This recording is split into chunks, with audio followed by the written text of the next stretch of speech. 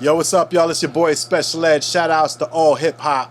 What's going on, everybody? It's your man Chuck Creekman, aka Jigsaw, here with my man DJ Thorough. We are here with a Brooklyn legend, a king of hip hop, none other than.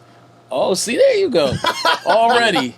Special Ed. Yes, he did. And he's still a super duper star. Yeah. Every other week. Yeah. I rent a brand new car. Exactly. Then I give it back. Right. No maintenance. Yo, what's good with you, man? How you doing? Man. Everything is peace, man. I'm blessed. I'm out here working as usual. Yeah. You know, providing opportunity. You know what I'm saying? It's a beautiful feeling to be able to empower and enrich the lives of others. That's what I like doing, man, because I could be successful and, you know, do me and, you know, stay out the way, but I like to give to others. I like to, you know, help other people. Okay, all right. Well, we're going to definitely talk about your new philanthropic efforts, and but, you know, we got to talk hip-hop. Yeah, well, that's what I was talking about, hip-hop. Yeah. Like, for instance, I just did a show, or actually put together a show with the City Parks Foundation, one of the summer stage shows at Coney Island. So that was amazing. You know, Uncle Ralph stepped in and hosted with me and helped to, you know, just make it a wonderful event. But we had about maybe 12 acts on the bill, and just to see the appreciation and the love that everyone felt and was showed is what I live for. You know what I'm saying? I don't live for just myself to go out there, I got a show. Nah, I had 12 other acts that I hired to, you know, come on the lineup, curated a nice set, a nice 50th of hip hop celebration. Okay. Well, yeah, let's just jump right into that. You know, New York is on fire right now, the whole year really. Yeah. And, you know, we're celebrating 50 years of hip hop. Obviously you're a part of that. Yeah, so let me get your general thoughts on it. First of all, it's a lot going on. Yeah, it's a lot going on. There's a lot of vultures and vampires out here sucking the blood out of everything. You know, people that are really not as vested into hip hop as you would think, but they rep, you know, hip hop, this, that, and the third. And they out here to also take advantage of the people. You know, they overcharging for shows. They overcharging for tickets. And then they're not really including all the artists that are deserving and have given their lives for this culture.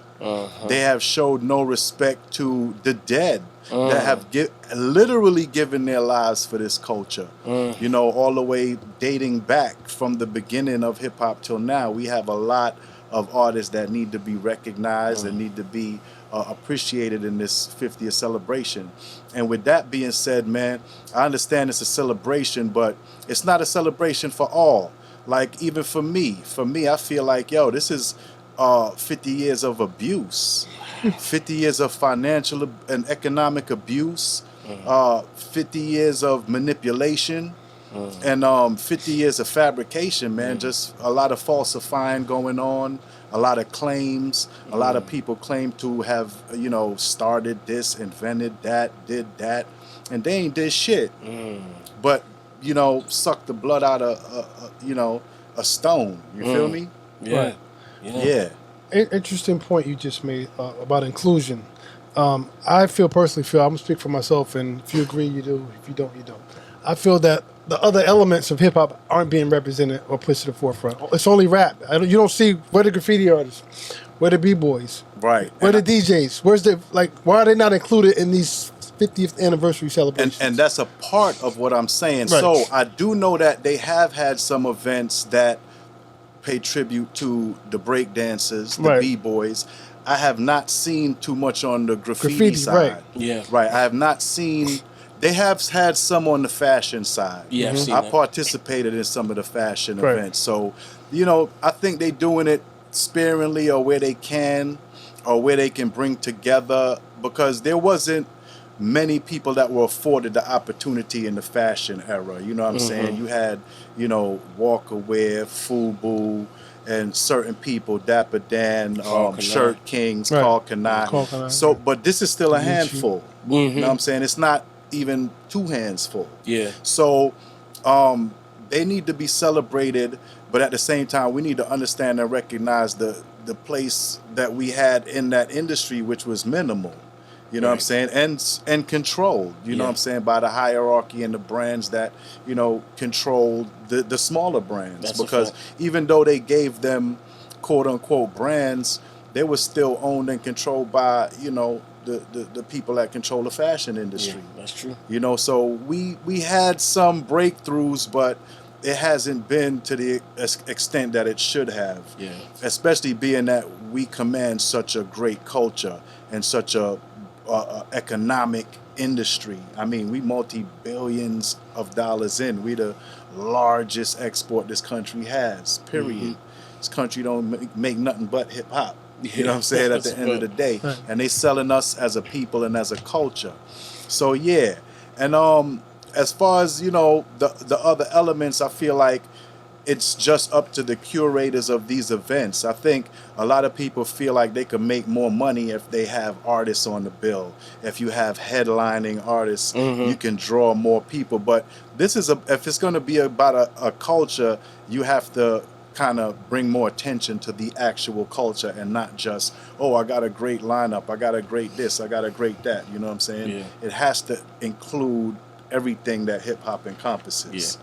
No, I agree, man. I mean, there's so many artists that I would love to have seen or see, and I'm just not. I mean, even even people like MC Hammer, J. Rue the Damager, yourself. I mean, I could go on and on. Right. And that's the thing. It's just a matter of who the promoters feel will draw a crowd, as opposed to who they feel needs respect or, pay homage to in some form. Right. You know what I'm saying? So I think it's more about top billing. Yeah. You know what I'm saying? And that's what it boils down to. And it's unfortunate because so many artists have given their lives to this culture, man. Like, and they still giving their lives to the culture, but they're not being acknowledged properly. You know what I'm saying? Right. Speaking of giving lives to the culture, you've been doing music longer than you've been living, so to speak. Yeah. You know what I mean? Literally. That's right. Literally. Yeah, I started at 15. Right. I'm 51. Right. So that's way more than half of my life. Take me to a young special ed before the music. What type of music was being played in your household? Where did you draw your inspiration from? How did you get into music in general? Jamaican music, reggae, dance hall. My family is from Jamaica, 100%. As a matter of fact, I'm the only one of 5 children born in the United States. Right. So all my brothers, I got 4 brothers, they were all born in Jamaica. My parents are straight from Jamaica. And what part? Kingston. Okay. Yeah. So I listened to a whole lot of reggae and dance hall growing up. Right. Period. And my mom's, she listened to country music to calm down and chill out. Wow, really? Yeah, she always had her clock radio on country music. So I grew up hearing all the, the Kenny Rogers, Dolly Parton, right. all that stuff. Like, that was a part of my growing up too. So I heard all that. And my father used to work at the radio station in Jamaica. So he had records and he was well-rounded in music. Right. And, they had one of those little stereo systems that it was like don't touch, right? And then the minute they go, that's how I started DJing. Don't touch, right? So eventually, one Christmas, my mother got us. When I say us, we shared Christmas gifts. 5 kids, me and my brother that's 1 year older. We shared a lot of gifts. So we got a Fisher Price phonograph one year, and that's when it went berserk because we were at the age where we couldn't really go too far on our own, but we enjoyed staying in the house and playing records. Right. And especially me, I played records a million times, man. Right. And that's how I actually started to really get into hip hop and loving the culture. Right. I used to have like Super Rhymes, Jimmy Spicer, rest in peace. That's another icon that should be acknowledged for his contribution. Right.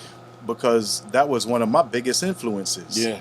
He showed me, he told 10 stories in one record, 15 minutes. And then after that 15 minutes, I started it over again. And then I started it over again. And then that was a whole nice day of me chilling and listening to music. I had Sugar Hill Wax. We had Curtis Blow Wax. Right. We had all the wax from the beginning of hip hop. Yeah. Right. it was just, you know, it was just at our own leisure, at our own time, we could play all the records we wanted to. And then we still had all the other records, you know, the Aretha Franklin, the Stevie Wonders, the Michael Jacksons, the all of those. So we listened to all music. Yeah. And that's how I became familiar with the record labels, you know, what they looked like, what artists were on them, and things of that nature. So really, we was digging in the crates unknowingly, because we had no intentions of becoming famous or becoming artists. We were just playing the records at that point. You know, so that's really how I really got real deep into music and understanding the artists, the labels, etc. What prompted you to write a rhyme? Just loving the culture, loving what I was hearing, and then after listening to Super Rhymes 100 times, I'm saying the whole thing like it's my record. Yeah. I'm doing the accents. I'm sounding like Dracula, doing all of the I'm doing all that shit. So to me, it was just like, okay, well, let me do some of my own. And I had older brothers too, so they were into hip hop. I remember, you know, being in the house and my brothers trying to battle each other, battle rap. You know what I'm saying? And then I go to like Empire Skating Rink. They in there battling. You know what I'm saying? And then it became a thing with me. We go to school now, and I'm in junior high school, and I'm battling my homie. You know what I'm saying? By then, we was writing. You know, by junior high school, I was writing the crazy shit because I'm battling. I'm battling. I'm walking home, battling all the way home. You know what I'm saying? Yeah, with my man Gage. Shout out to Gage, man. But he was one of my first adversaries. You know what I'm saying? My arch nemesis in junior high. That was like the beginning of junior high, too. Because that's when we used to all walk home together and just be rhyming back and forth. That's dope. Now you were label mates with Run DMC. Yeah, absolutely. You was on Profile Records. Absolutely. At that time, you were 17, if I'm not mistaken, when I Got It Made came out. No, when I Got It Made came out, I was 16. You were 16. I recorded the whole album when I was 15. When you was 15. 15 years old when I went to Howie T and recorded the whole album. Shout outs to Howie T. Hitman Howie T for believing in me. So leading up to that, when did you realize I got this? Something's about to happen. I'm about to get signed. Like when did that? What was the defining moment? Well, it's two different parts of that. When I realized I got this was in junior high. Okay. I met my DJ Action Love in 8th grade. And when we cut out and went to his crib, he already had 2 turntables, a mixer, a microphone, break beats, and he built speakers. He had cabinets in his room. And he was tearing down the house DJing. And I was like, bro, where you get this shit from? Was he older? I mean, 8th grade. Well, he 1 year older than me. But still, he was still in the 8th grade. I couldn't even believe it. And then to understand that he built these speakers. As a kid, man, we was kids. So he had a mic. I was like, yo, give me that mic. Let me show you what I do. I see what you do. So I start tearing it up. From then, we start making little mixtapes. Right? And Ack was the DJ. I was the MC. And one day in school, the teacher wasn't there, so we had a substitute. So we damn near put together a whole studio session in the classroom. So we had a whole section of like girls singing the chorus. Ack was beatboxing, and I was spitting. So we put it together with the chorus, the verse, the chorus, the verse. They singing and shit. They was like, Eddie, Eddie, he is marvelous. Yeah, it was ill. Ack was beatboxing. So that was the first time, and it went off so smooth. It was like a real studio session. And we just, we in class. It was just nothing to do because the teacher was absent, and we had a substitute. And anytime we had a substitute, it's a freebie. It was a freebie. So we actually set it off, and it was sounding so good that it was like, we need to go ahead and start making some records. So shortly thereafter, well, actually, it took me about a year or two after that to actually get with Howie, because when I was in 8th grade, I was even younger. But by the time I got to high school, that's when I went all out, start battling everybody I see. I got to the school, matter of fact, and battled the nicest nigga in the school. Like, I was like, who hot?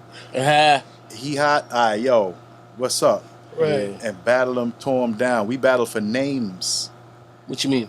Namesake. Oh, okay. So I battled him and took his name, so he could not use the name any longer.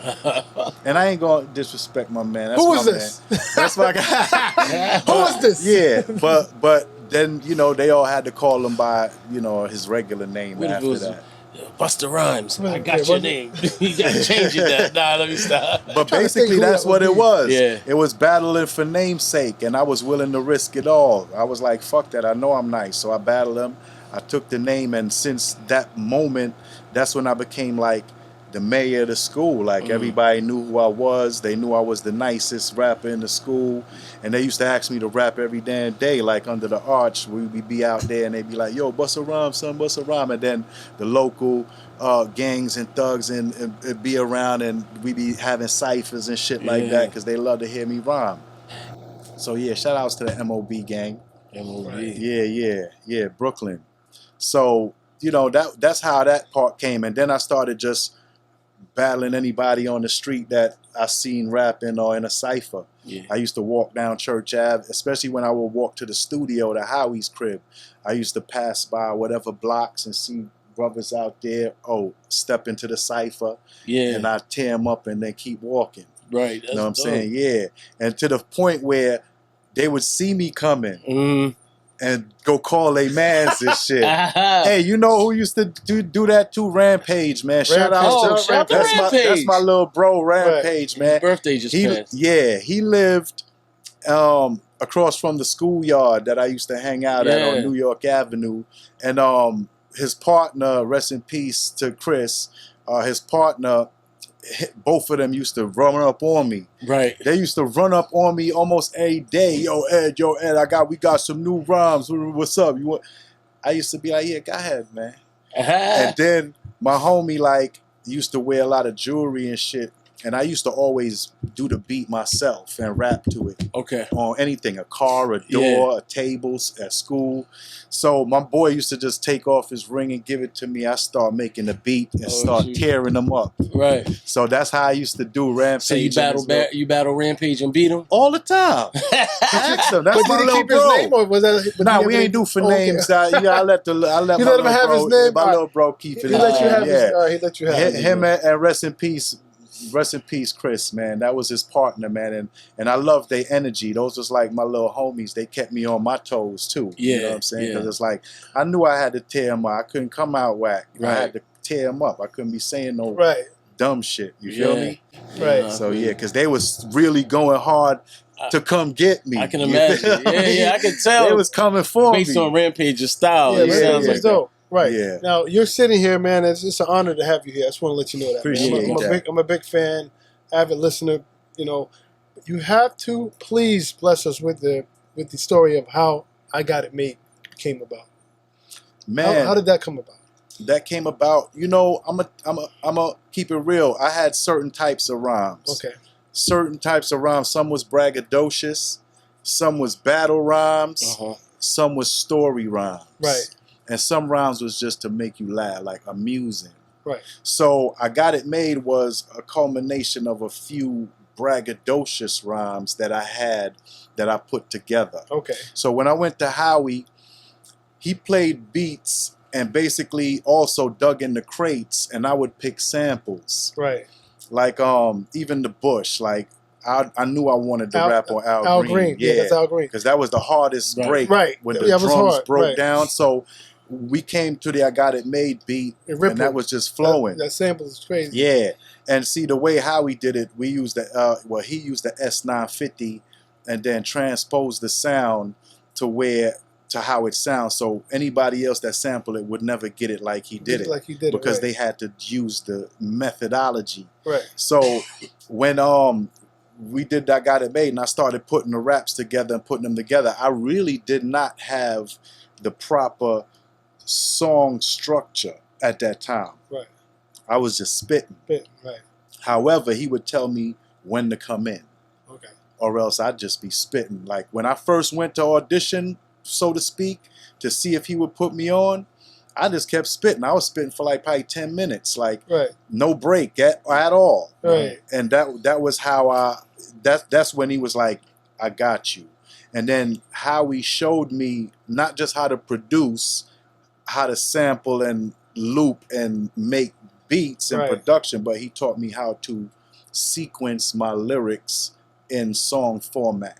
Right. 8 bars, 4 bars, 16 bar verses. Right. And then that's when I took the writing to a different level where I would now write according to the bars, because until then I would just keep writing and writing because I was ready to go at somebody if it was a battle rap. So I didn't stop. I just kept rapping till a motherfucker gave up. You feel me? Right. Yeah. Did you think that record was a hit? Like, or did you think? Oh you yeah, heard, yeah. I thought they all was hits. You thought it was all hits because I was tearing shit up. And let me just say this: at the time, the artists that were out had simple styles. Right. They rhymed at the end. Da da da da da da da da da da da da da da da da da da da. Right. My shit, I made it different. For one, I didn't want to sound like nobody. And for two, I wanted to tear somebody's head off coming at me.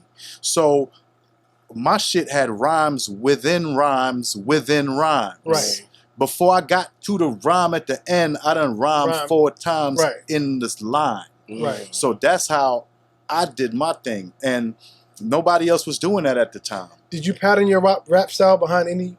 No. Before you? No. What I did was I wanted to be different. Okay. I wanted to be totally different than anybody that I ever heard. Okay. Period. See, when I was rapping, you gotta remember now, when at that age, this was before Rakim. Yeah. Right. You feel me? This was before that era. Yeah. This was really before Kane. Right. This was before that golden era. This was still in the original rap era. Like I said, I came up off Jimmy Spice.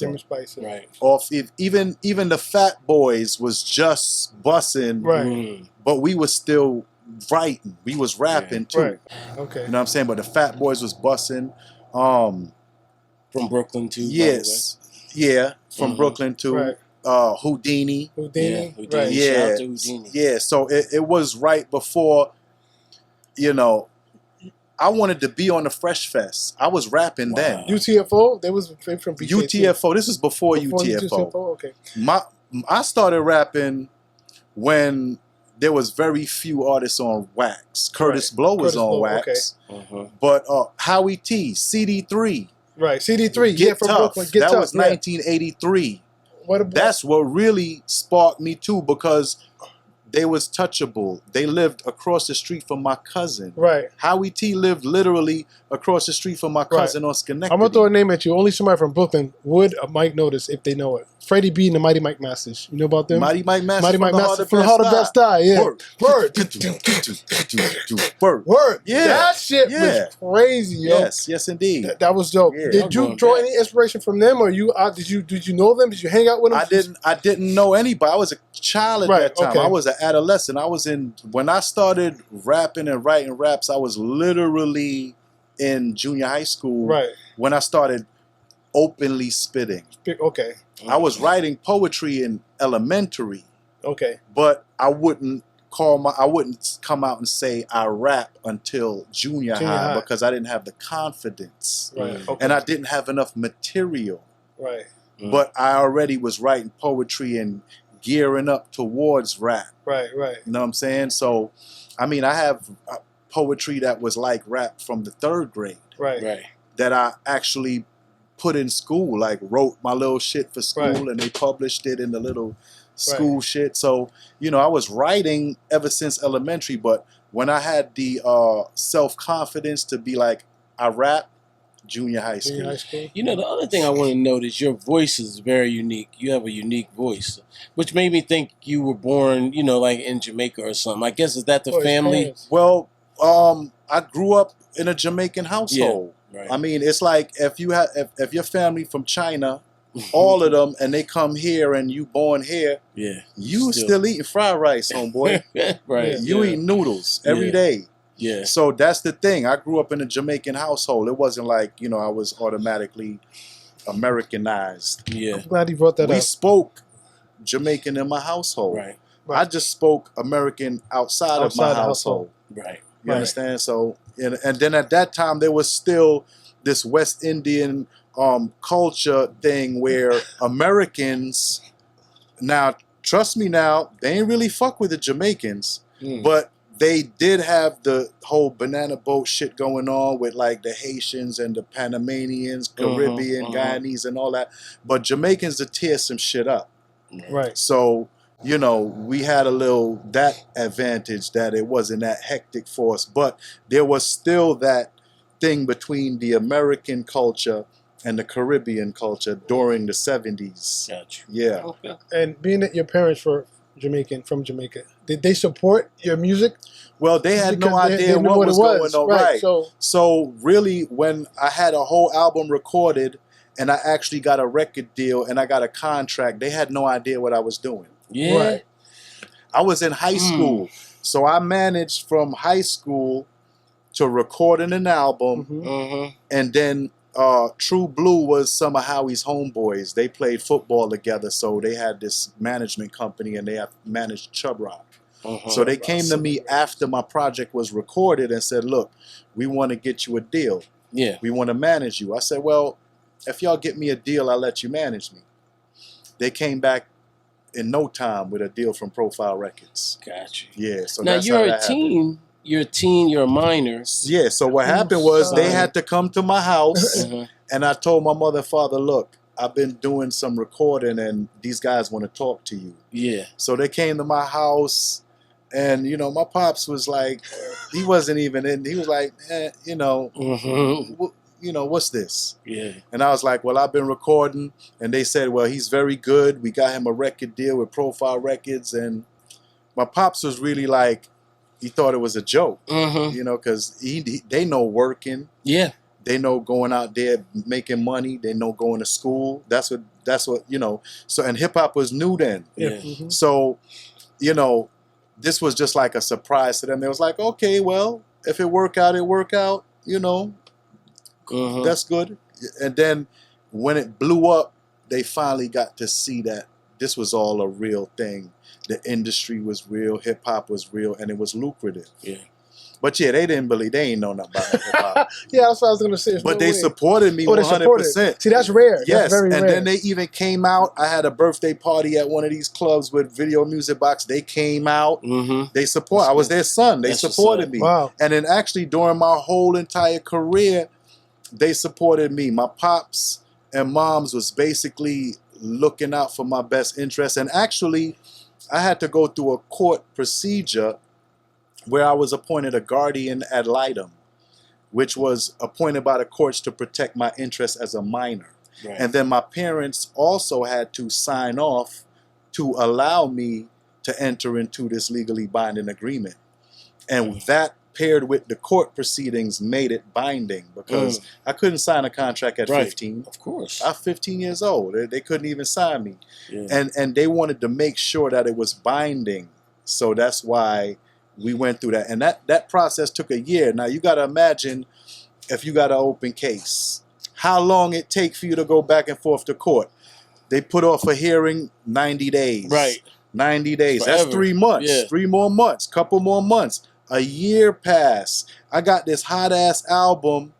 I'm listening to motherfuckers come out with whack shit. Wow. And I'm like, all right, I'll wait. I had to. I couldn't do nothing. Yeah. Right. I had to wait. Just from my understanding, you were sitting on I Got It Made since 15? Yes, for a year. Not just I Got It Made, the whole album. The whole album. Youngest in charge. You were sitting on the album. Youngest in charge. I sat on it. As a matter of fact, and keep it 1,000. As a matter of fact, they brought it also to Def Jam, and they didn't want to sign me.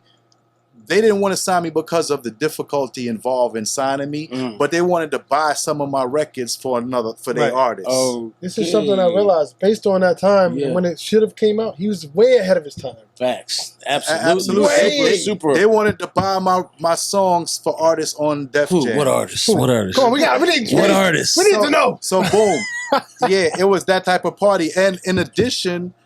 at the age of 15, I actually was a writer. I wrote a record for the Real Roxanne. Okay. Wow. And I got the credit, but I never got paid.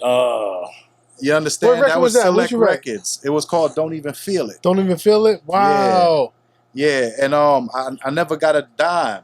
I never got, so I was jaded by that. I was like, what the fuck I'm gonna write for other people for if they ain't gonna pay me? Yeah. And then I stopped. I dead it all out. I ain't writing for nobody else, but I did do some writing for Howie on some personal stuff. Not for him, for one of his artists. Right. You know what I'm saying? Wow. Yeah, for Kazan. I learned something today. Yeah.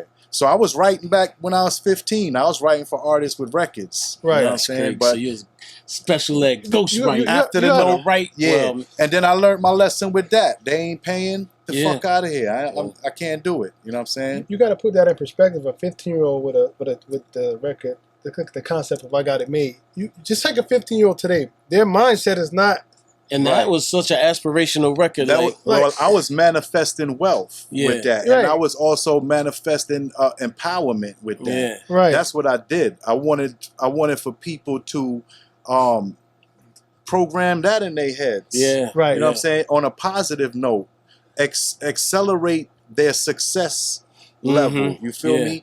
Gain wealth. Right. Yeah. And you got to understand, I wasn't doing no free advertising, name dropping, and brand dropping.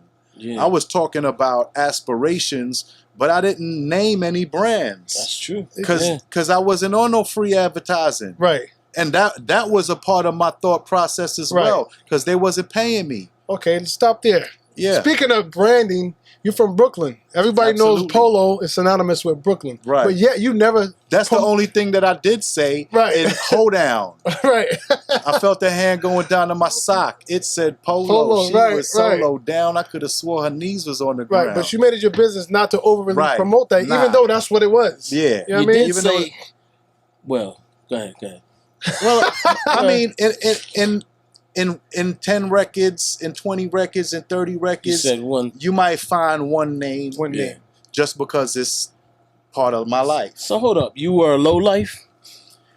I was around low lives during that time, but I was never a low life to where I would go steaming and boosting. Okay. I said never boosted. Never I was about to call you out. That was a part of why I said that, because I wanted them to know that that was a part of my world and my culture, but I didn't participate. I wasn't stealing. I didn't rob. I didn't sell drugs. I didn't do. I'm glad he's going here. I didn't do crime. Yeah. And I didn't have a mindset to do crime. I had a mindset to achieve based on my intellect. Yeah. You see what I'm saying? So, but I was surrounded by the hood. Like I said, I grew up in Flatbush with the MOB gang. Decepticons, low lives. And I was around them all the time. Even at the beginning of my career, when my record came out, I was hanging with some low lives probably every day. You know what I'm saying? Listen, I'm glad you brought that up, because we ought to have conversations how today what's being promoted is one-sided. So let's say a kid listening to music now, he thinks he has to be gangster or talk about some shoot 'em up bang bang shit. He can't necessarily be himself, because that's not being rewarded. I'm glad you brought up the fact that in that era, it was going down. Niggas was robbing, stealing, boosting. But you didn't do that. So as an artist, you didn't want to portray something you're not. But yet you're still rewarded. Right. Now, kids, there's no reward for being yourself. You have to be something else. And that's a problem with music now. That's a misconception, because they have to believe in themselves. Right. And their abilities and who they are as artists and as people. Right. Because I wasn't going to compromise my morals, my values, and my ethics for nobody. I don't give a fuck. That's how gangster I am. Right. I'm so gangster that you ain't going to change my mind and you ain't going to make me do shit. Right. Nobody. But doesn't that's a part of the family orientation too, the upbringing that you had. Yes. Right. And being strong-minded. That's right. Yeah. Yeah. And again, you come from a Jamaican background. Of course, Jamaica has crime. They have gangs. They have this and that. But parents raise their children with certain values and certain respect for even the fact that you in this country with this opportunity. because you could be in Jamaica without that opportunity. And then, yes, it is a third world country. And yes, if y'all go visit and really go into Jamaica, you will find out real fast how lucky you are. Right. You feel me? To be here with this opportunity in the United States, and then half of the people don't even want to go to work. Right. They don't want to work. Yeah. They want to get it the easy way, the quick way. They want to steal. They want to rob. They want to do whatever. They want to scam. You feel me? Yeah, no. So, you know, it's just a realization. And in those days, we come from the cloth of pride and going to make your own, you know what I'm saying? And being self-sufficient. Right. And for me, I was around all that shit in Brooklyn. Like, I didn't want to sell crack, sell drugs. I didn't want to rob nobody. I didn't want to be that. Like, why do I have to take from somebody when I got a mind too? You know what I'm saying? Yeah. It's easy to pull out a joint and take somebody's shit. That's not even a problem. Right. But the problem is inside. The problem is in you. Like, why do you feel like somebody else should work hard and you can just come up and commit crime and rob them? And then you end up in a nice place. You feel me? That catch up quick. You can't do that shit for too long without it catching up. So, nah, I'm not going to end up in jail. I love my freedom. You feel me? And I'm not trying to end up dead or watching my back everywhere I go. So you come out and you got this major hit record. I mean, it's a smash. Then the album drops, and then you're famous. You're successful. You're, a celebrity, not just locally. He's the youngest in charge. Youngest in charge. And shout outs to Howie T too for he kind of suggested to name the album that, because that was a line from Taxin. Okay. Where I said I'm the youngest in charge, and he was like, "You should call the album Youngest in Charge." Yeah. And that was history. Nobody ever pressed you. You never got pressed. Pressed for what? Saying you're the youngest in charge. Nah, anything. Man, listen. Let me explain something. Because hold on, I didn't do crimes, but I had the jack on me since I was a child. Okay. Right. I have 4 older brothers. We from Jamaica. Not having that shit. Yeah. Nobody pressing me ever in my life, in my entire lifetime. I wish somebody tried to press me. Okay. I wish somebody out here, anywhere in this world, try to press me. Okay. Because then we gonna see. Yeah. That's not a problem for me. I don't have fear of man. Yeah. I grew up in a house where I was the youngest and the smallest. I had to fight until they stopped fucking with me. You understand? So I have no problem challenging those energies. Right. Motherfucker want it? Let's go. That's nothing to me. That's nothing to me. I grew up around violence. I'm comfortable in violence. Tell the truth. Yeah. It's nothing.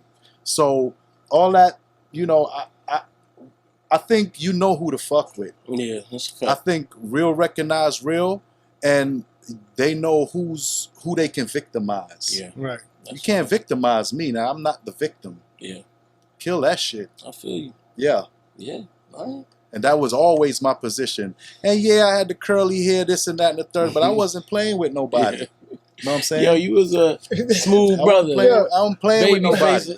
Yeah. It's funny he brought that up. That people mistake you from being Spanish or Puerto Rican. Is that why you said I'm not a Puerto Rican? That, yeah, yes. I figured that. But it wasn't just Puerto Rican. They didn't know. They couldn't identify you, right. They would say Guyanese, Trinidadian, Dominican, Puerto Rican, Arab. Yeah. Everything. Yeah. They had no idea what I was. They would never say Jamaican. Right. Because they just never did. Yeah. So I said I'm not a Puerto Rican just to generalize, because that was one of the first things they'll say, Are you Puerto Rican? So I just nipped that shit in the bud. Yeah. Instead of it being an interview question. Right. That's funny though, because your rhymes were dope, and you were creative, and you were imaginative in your approach, and a lot of times. Well, I think a lot of that has to do, once again, Jimmy Spicer. Yeah. Super rhymes. Shout out to Jimmy Spicer. Shout out to Jimmy Spicer. That seems to be your direct influence. Well, right there. see, he was from my hood. From your hood, okay. Jimmy Spicer was from Brooklyn. And I heard he was from Flatbush. Right. So I identified, and I had the record. Right. Yeah. Physically. Right. So I'm like, oh shit, he live around here? And we would see him coming through, passing through in whips, and it would be like, yo, that's Jimmy Spice. Oh shit. Right. Right? So that's what that was about. But the fact is the fact that he had one of the greatest records in rap history. That's a fact. Had, still do, to this day. Right, to this day. So, and that's the thing, like, it was a 15-minute record with such diversity. Right. And just varied from story to story, and even the voice inflection, the imitations of accents, like that's what inspired me. You. I started rapping his rap first. Right. Before anything else. Jimmy Spicer. Right. You know what I'm saying? Now, speaking of verses and raps, did you write your own material? Everything. Right. I wrote my own shit because I refused. Right. To write for anybody else. And the reason why I brought that up, this term GOAT. Like goat. There's a lot of self-proclaimed GOATs. What is your take on that? My take on what is a GOAT? A GOAT is the greatest of all time, which it is, but you cannot be a GOAT if you do not write your own shit. Okay. Period. I don't give a fuck where you from. Okay. I don't give a fuck where you go and come back from. You cannot be a GOAT. I don't give a fuck how much money you've made exploiting shit. Yeah. You cannot be a GOAT if you do not write your own shit. You are disqualified. Woo. You are a performer. Okay. You are an actor. Okay. But you are not a GOAT. You a sheep. I agree. So let's stop all this GOAT talk, man. If you don't write your own shit, and I'm talking about every word.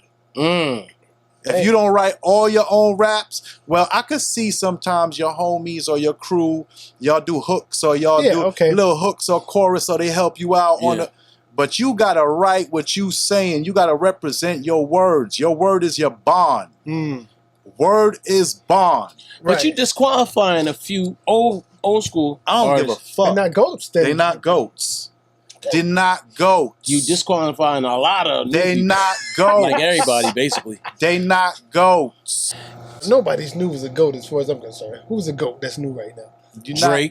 Drake don't write his own shit, man. Disqualified. He's disqualified. You know that. Come on, man. Shout out to Drake though, but he don't write his own shit. I'm trolling y'all. Drake is dope. Drake is dope. Drake is dope, but he's not a GOAT. Who name you throw up? If they don't write all the shit they say. Who? What are you talking about? Who's you saying? Come on, he's trying to get views now. Look, she rich. She is rich. She rich. She's wealthy. She don't even write nothing, bro. Stop it. Nah, that's just my opinion. I like everybody. I mean, it's not to say you're not a great performer and entertainer, or reciter. You're not a great entertainer. Yeah. Right. You're not a great actor. You know what's funny though? I know some people that on the low, some of our favorites using the ghostwriters, man. That's the problem. Hurt my heart when I heard that. Well, they not can't name those names. They can't definitely can't say those names. They can't climb up that rocky hill. Right. They're not goats. Sorry. In your book, who are your top 5? Everybody's a fan of music of this culture. Who are your favorite top 5 artists, hip hop wise? Who's your goats? Who's your goats? Jimmy Spicer. Jimmy Spicer. Okay. Super Rhymes. It's the new thing. I always liked. I like the Sugar Hill Gang. I don't know necessarily that they all wrote. Well, Big Bang Hank did. Big Bang Hank, keep that Grandmaster Caz stuff he was reciting, but others did. Okay. Right. Well, but he didn't say they were goats. Well, you are saying they're goats. Well, to you. Inspirational. Okay, inspirational. Inspirational. They inspired me. Okay. I mean, all time is a long time. Right, okay. Know what I'm saying? But I don't know, man, because you see what happens, a lot of people are derivatives of other people. Yeah. Mm-hmm. And a lot of them are derivatives of me. Okay. Straight up and down. Okay. So it's hard to say that you a GOAT when you know. That's a fact, yeah, actually. Yeah. I can't. It's hard. I like how you mention that, because, when I'll give you a perfect There was example. a lot of artists that were groomed to be like me. They were groomed by their executives to emulate me. Right. Period. Yeah. Bottom line. And you can tell some of them if you listen to them pre-ed and then listen to them after ed. Who we talking about though? I mean, y'all gotta listen. I ain't gonna disparage nobody's namesake. I'm gonna let them keep they pride. Who you think? Who you think? Who you thinking? Come on, let's think about I'm it. thinking not Super Lover C. Ooh, so see, Super Lover C. they were dope. They was out some around the same They're from Left time. Rap. Those my people. They was dope as fuck. Yeah, we had to get them. They was dope as fuck. They was incredibly dope. And that's not to say that they didn't take something and expound on it and become great at it. Yeah, That just means that, you know, I can't look up to, you know, someone in that way. Right. I would just have to say, oh, they ran with it. Yeah, they ran with it. They ran with it. Okay, they ran with it. So there's a lot of great runners, track stars out there. Oh man, there's a lot of track stars out there. Come on, man, let's go viral. Say some names, man. Say a name, Dad. I'm trying to think. They got one it's all your favorite rappers. Put it like Ooh, that. all my favorites. All the favorites. Damn. All the favorites. And I ain't got to name no names. I just know that a lot of them have paid homage. Yeah. A lot of them are respectful. A lot of them have told me themselves. Yeah. Right. So I'm not going to sit here and, you know, bash nobody. No, I got you. And it's just like me. Mm-hmm. I stood on the shoulders of Jimmy Spicer and that era. Right. Mm-hmm. They stood on my shoulders. Mhm. It's fine. That's what it's about. It's about standing on the shoulders of great men so we can climb up.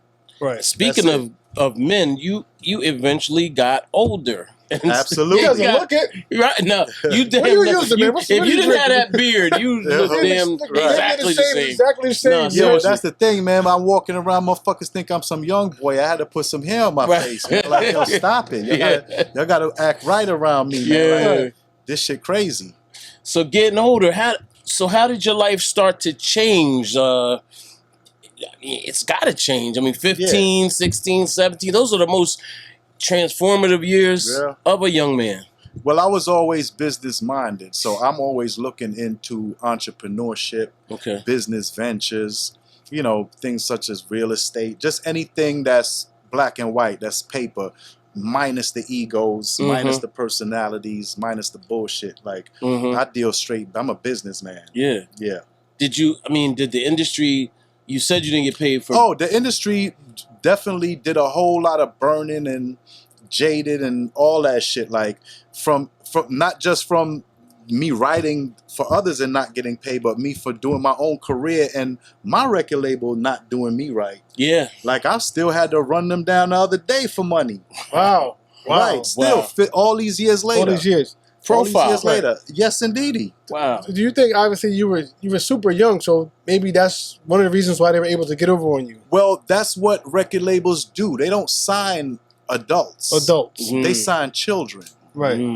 Yeah. It's predatory. Yeah. Right. It's a predatory industry. Right. They sign children. That's it.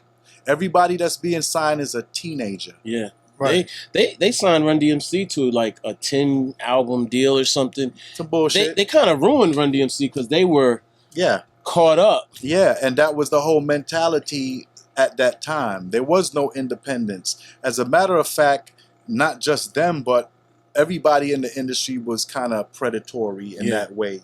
Right. You know what I'm saying? I had to recognize things as a newcomer to the industry, just reading shit like, hold up, this ain't right. Yeah. Right. And why the fuck they get this and they ain't write none of my shit? Yeah. You understand? So certain things like that I had to address even back then. Right. You know what I'm saying? So, you know, I had to learn. We all had to learn. But the industry is predatory in a way where they will recruit young artists without knowledge that don't know. They benefit from that. Right. They don't know the industry. They don't know standards. And there was really no standardizations at the time. Right. It's whatever you agree to. Yeah. You know what I'm saying? So with that being said, look, they had adults trapped up.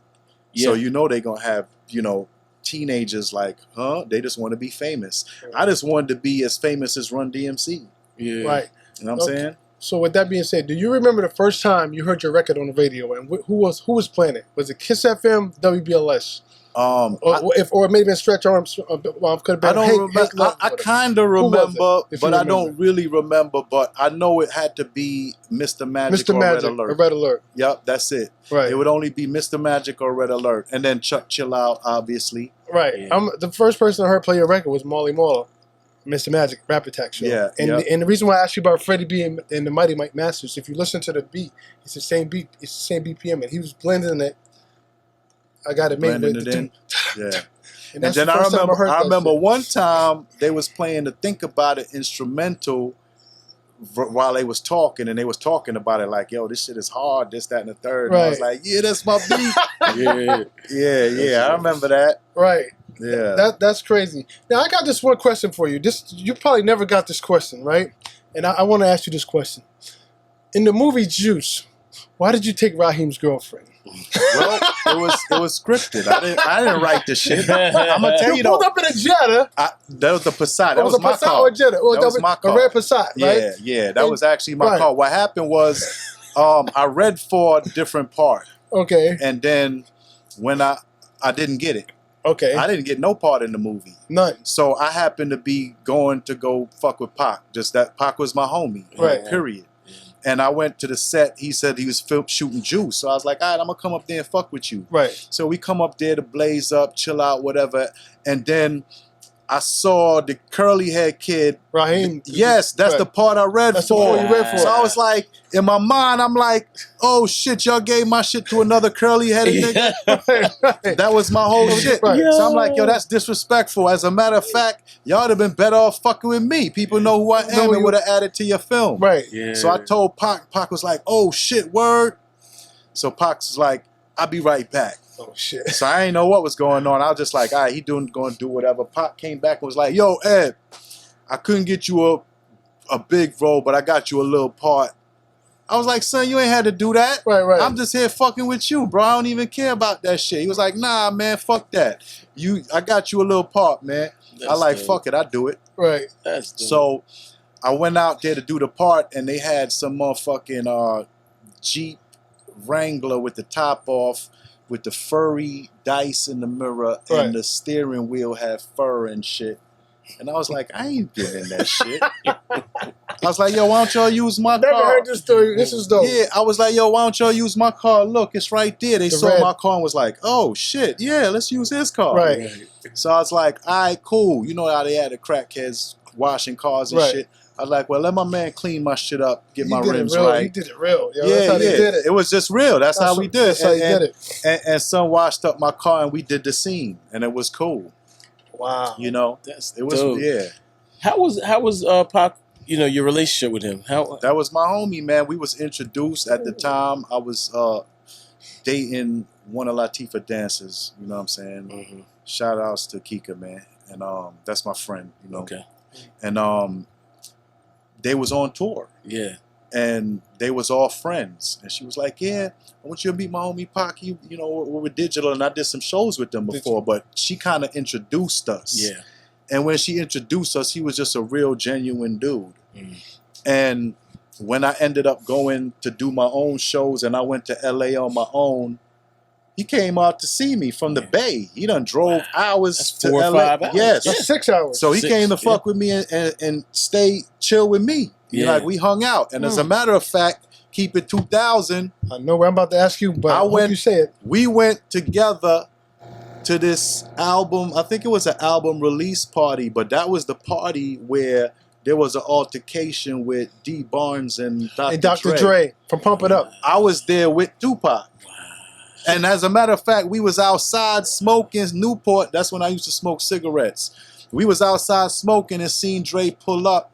He hopped out a convertible, went inside, and we was like, okay. And then 2 minutes later, they all came pouring back outside and jumped back in the whip.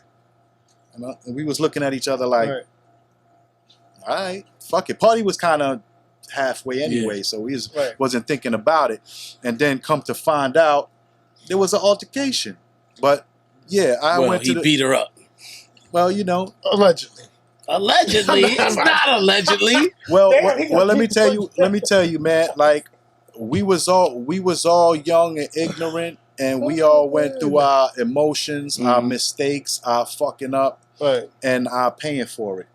So, you know, regardless of what took place, I know D Barnes personally. As a matter of fact, she just hit me the other day on, about something else, you know. Yeah. Like I said, I bring opportunity to others. So I brought her opportunity, and she was just reaching out to thank me. And you know, I still know Dre as well from him being him and do what he do. So I'm not here to judge anybody. No, I'm not either, by the way. Exactly, but that is okay. Just want to be clear on that. Yeah. But just in general, man, just me knowing all of these individuals differently and separately. Like I knew Tupac separately, I knew D-Bar separately. I did Pump It Up with her. Yeah. You know what I'm saying? I was on the episode. As a matter of fact, when I was doing that episode on the way to the set, the driver got in an accident, and if y'all see in the Pump It Up episode, I got a Band-Aid on my head. I hit my head in that shit. Wow. And I ain't sue nobody. I was going to say, what are you doing? Let's get a lawyer. Just real quick, for the record, you know, I think Dre has done a really amazing job in taking amends, you know, making atonement for that, and rebranding his life. And on the flip side, Dee Barnes has moved on in a way that's dope too. She has a show now with Roland Martin. That's dope. We're going to interview her soon as well. Well, I would just like to say, even myself, I'm not perfect. I've made a whole lot of mistakes in my career, in my life, in my professional life, and in my personal life. Shit that I ain't really even proud of at all. Yeah. And just to know that we've all grown and we can atone and we can mature and not do those things anymore. Yeah. I've done shit I'm totally we all have. We all have. Right. It's not in the spotlight. You know, right. And you know, I was spared of some of the embarrassment, some of the exposure and this and that and the third too. So, you know, and just besides that, just even with the legal system, the law, all kind of shit, man. I done been victim of police brutality, all kinds of shit, multiple times. Like growing up, shit, it's been a lot. I done been through a lot, man. So, you know, I sit here imperfect, period. You know what I'm saying? But as long as we can all grow and learn and know better. Right. Yeah. Now back to Mr. Shakur. Well, you guys ever in the studio together? Any music out there that we don't know about? Absolutely. Well, we know about it because it has come out. We've produced, myself and my DJ Action. Right. We were all friends, and we produced a few songs for him. Right. On 2 of his albums. We produced Guess Who's Back. Guess Who's Back. And Open Fire. Right. So is there any unreleased material? No, not unreleased. Nothing in that hard drive at home. I still got acapella vocals from the session, but I ain't about that shit. I ain't trying to, expose and do all that shit. Like, I'm okay with having the relationship that we had and knowing him while he was here. Right. Yeah. Like, I ain't gotta gain wealth off of somebody's demise or whatever. Even with Biggie, I got his acapellas from the sessions we did as well. Because we did them in my studio. Dollar Cab Lab, Brooklyn. A lot of artists came through there, did work. Sean Price, rest in peace. Sean Price. Even Sluggy Ranks, rest in peace. I've had artists that are no longer here that I do have tapes on. I do have vocals on. Right. And it's not my intent, or in my character to, gain wealth, material wealth off of, well, not even to gain wealth, just maybe you had songs that were supposed to come out and they never came out. You know what I mean? Well, that's what happened with Open Fire. Right. And then they actually came to us to put it out after he passed. Yeah. Right. Now, you've been in the industry a long time. You've worked with damn near everybody. And I love to ask artists this question because it tells me a lot about their musical background and music in general. If you could do a song with anybody from any era, dead or alive, it doesn't have to be hip hop. Who would you do a song with? Any era, dead or alive, who would you do a song with?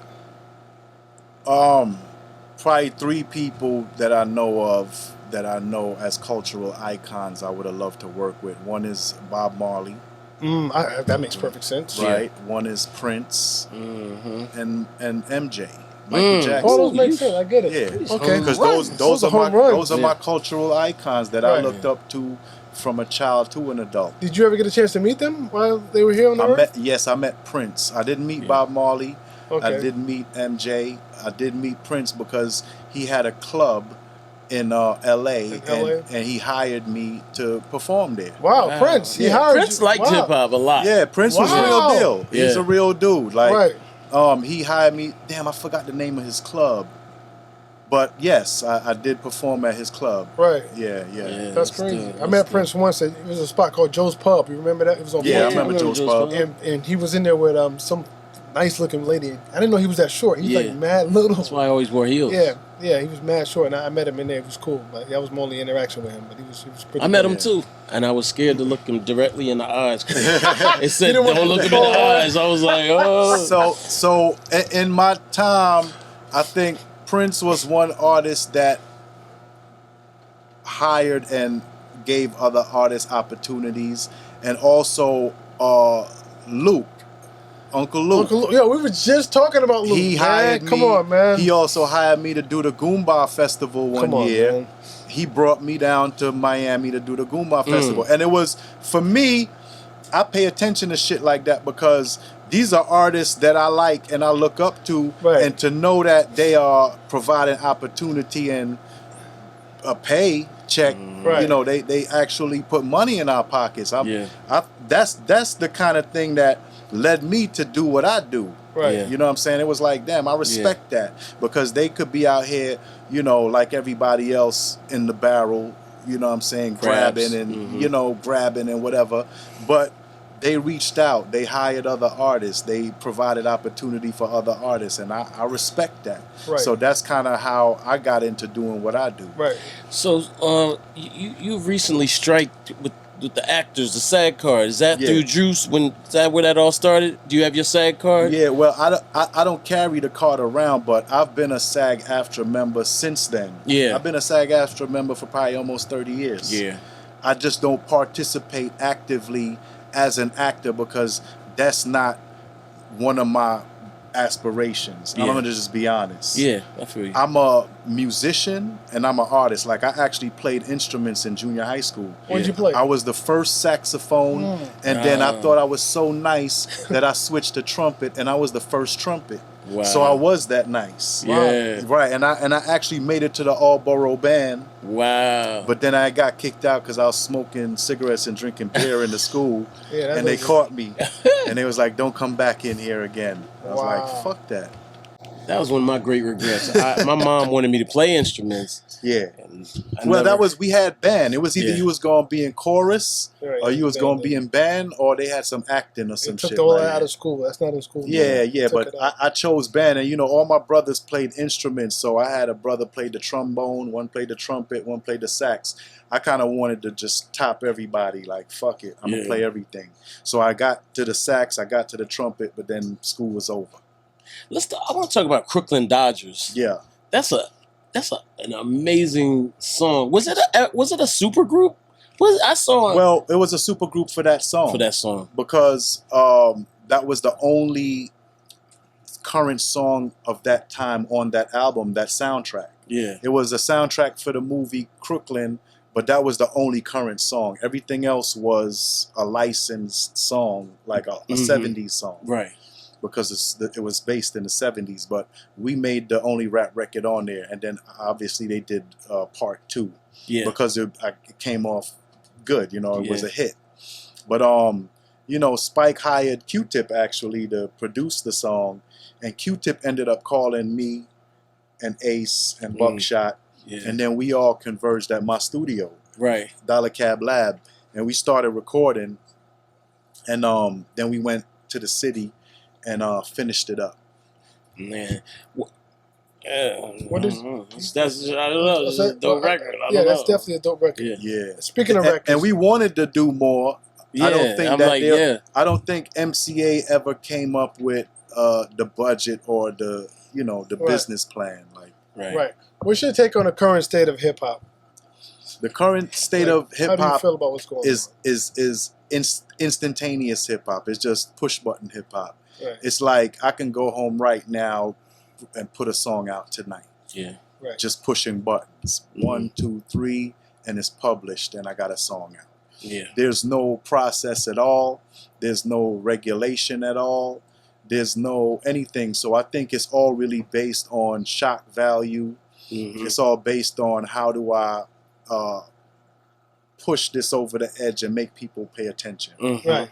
It's all a attention grabbing thing now, and there's no real art form.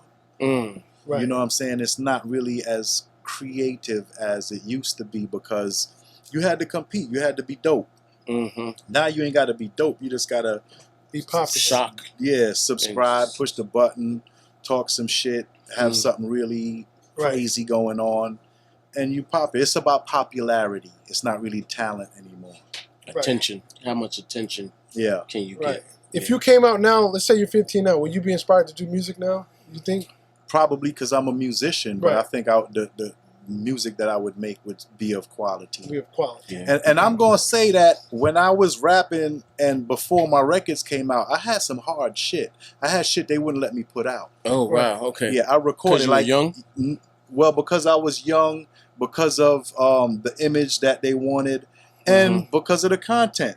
Yeah. You couldn't really do and say a lot of street shit on records at the time. And not me. Not at 15, 16. They didn't want that. Right. They wanted something that they can that they could play on the radio and something that they could sell. Right, something they could sell. Profile wanted something they could sell. Right. But like they didn't let me put out the original mission. I had the original mission, and it was really a story about me in action going to get revenge on this dude and his crew. And popping up and everything, bang, bang, bang. Then I found this girl, slapped her around, trying to find him. Right. Yeah. It was a real story, and they was like, nah, we can't put this out. Right. So they was like, do another one, tell another story. So I did. I went back and I did the mission that we all know today. Now, has the original mission been released? Because I don't think I've heard. It's never been released. It's never been released. You got it still? I don't think I have the recording. Howie does. Do you remember it? Oh, of course I remember. How's it go? Let's hear it. Come on. Come on. Can I get a 16 of it? 8 bars? Can I get 4? The beginning 4 bars? How do you start? I give you 4 bars. Give me 4 bars. Come on. This is a mission, not a small thing either. Me and Action Love went to look for the beaver. Had a bit of beef, niggas tried to get live. He was strapped with the 9, I had the 4-5. Made a plan as we proceeded to walk, because we was gonna show the niggas that we wasn't just talk. We arrived on the block in which we had the static, saw the niggas in the posse, I withdrew the automatic. I'm gonna stop there. Oh man, I was there with you. I had my 9 with me. I was there. I was right there with you. I was 89? Wow. What year was this you wrote that? Nah, that was like, I wrote that in probably like 86, 87. That was exclusive, man. Yeah. That was an exclusive there. I ain't never said that for nobody. Yeah, that was exclusive. So we got your, so can we got your, your most influenced, Jimmy Spicer, we got it. Who's your top 5 dead or alive? That's different than your most influential people. Yeah, it's too many artists. It's too many artists, man. Nah, it is too many artists, because then you say that, and then after the interview, I'm like, damn, son, I should have said this. I should have said that. So did Slick Rick influence you at all? I was rapping before he came out. That's crazy, yo. Okay. I mean, I love Slick Rick, and I love his whole swag, his style, and all that. But I was rapping before he came out. Okay. Yeah. All right. That's amazing. Did you ever have any beefs in hip hop? Nah, I never had no beefs in hip hop. I mean, there was nothing that was really a beef. Maybe a little misunderstanding here or there, or maybe some shit we had to really get straight on the spot, but nothing that went on outside of the moment. Right. So you and Raheem is cool. Oh yeah, he an actor, man. Like, you know what I'm saying? I was more upset at the motherfuckers that made the movie for hiring what I considered to be a lookalike. I was like, yo, that ain't Radaman. Cool, his name was Radaman. What's his name? Radaman. I forget. Like that. Nah, that was a Spanish dude. No, Radaman. Yeah, Radaman was a Spanish dude. Raheem was. Raheem. Okay, yeah. I'm thinking. No, you were saying you was upset that they hired Radaman. Over you.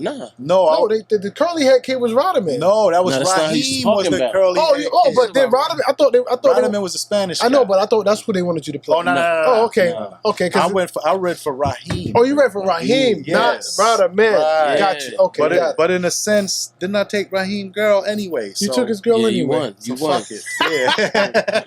So tell us, okay, so, we We're going to have you back one day because we still got a lot, but we're past an hour. Yeah. But let's talk about your current nonprofit. Yeah, your current endeavors. Well, I have a nonprofit organization, and that's really what I do right now. I'm not competing in the rap game. I'm not trying to put out albums and that. I work with younger artists. City the Great, shout out City the Great. He really tearing it up right now. But I'm here to inspire and uplift and shift the mindset of our young artists because they're coming out here with the wrong perspective, and it's causing a lot of them to lose their lives, get in the prison system, and things of that nature, like really face trauma on the street. And that's because they're coming in with the wrong perspective. So I try to go in and become a positive influence and force. Yeah. I teach them about my history, my testament, what happened to me from 15 till now to 51.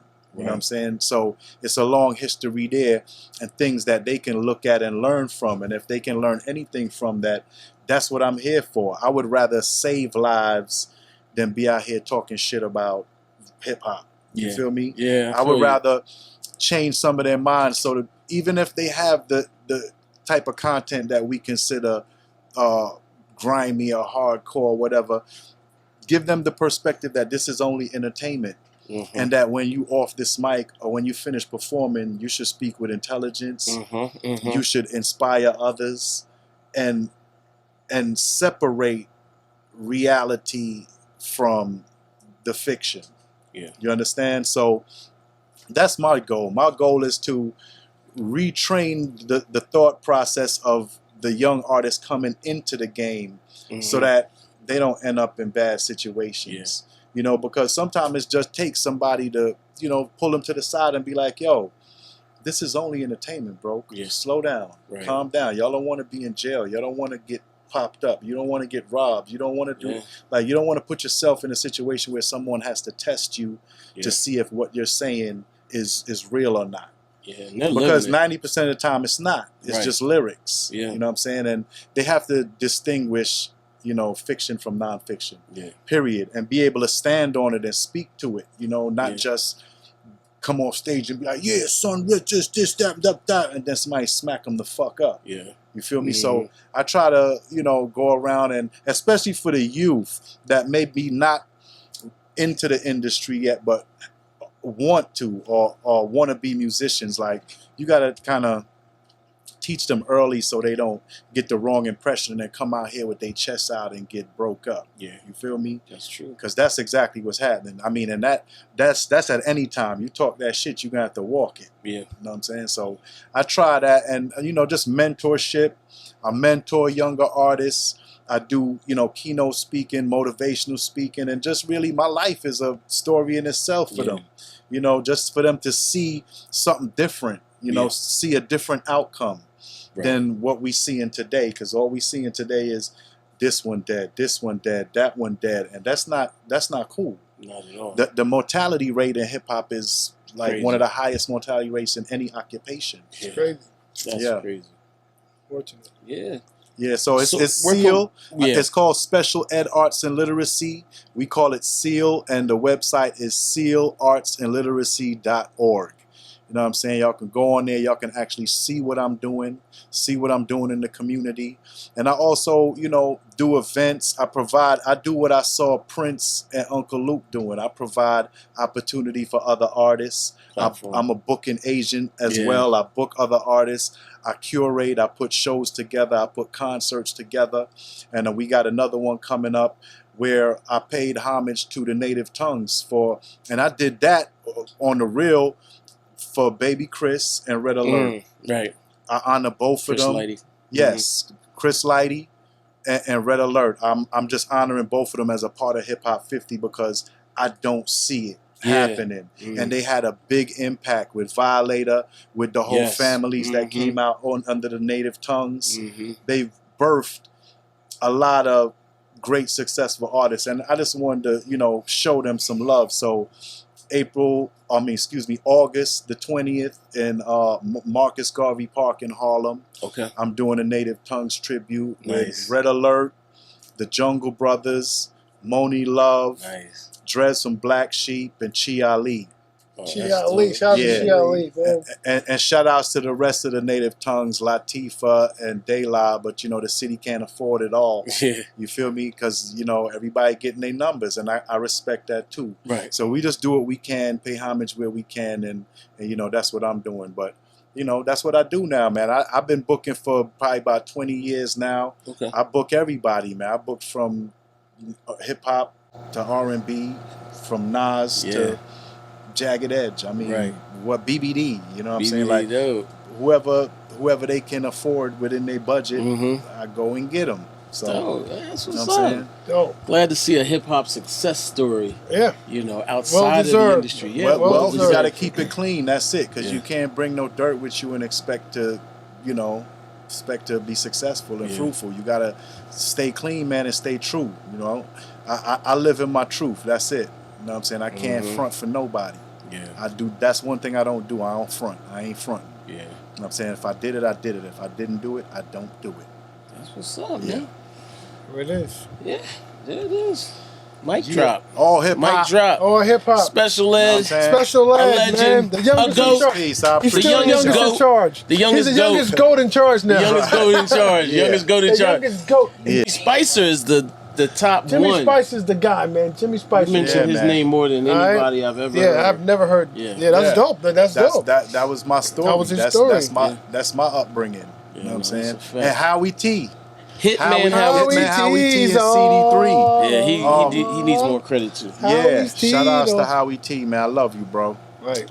Yo, what's your hair care regimen, man? Because I'm just saying. Man, I just try to keep it a little moist at least. If it's dry, my shit is wild. Juices and berries. You know what I'm saying? Yeah, juices and berries. Anything with maybe like a coconut, argan, olive oil, anything natural. I put natural shit in Okay, it. bet. That's You got to cut to that clip when he say that. When Eddie Murphy go, oh shit, that number don't Ain't number on the bird. We out. We out. Salute. Peace. All right.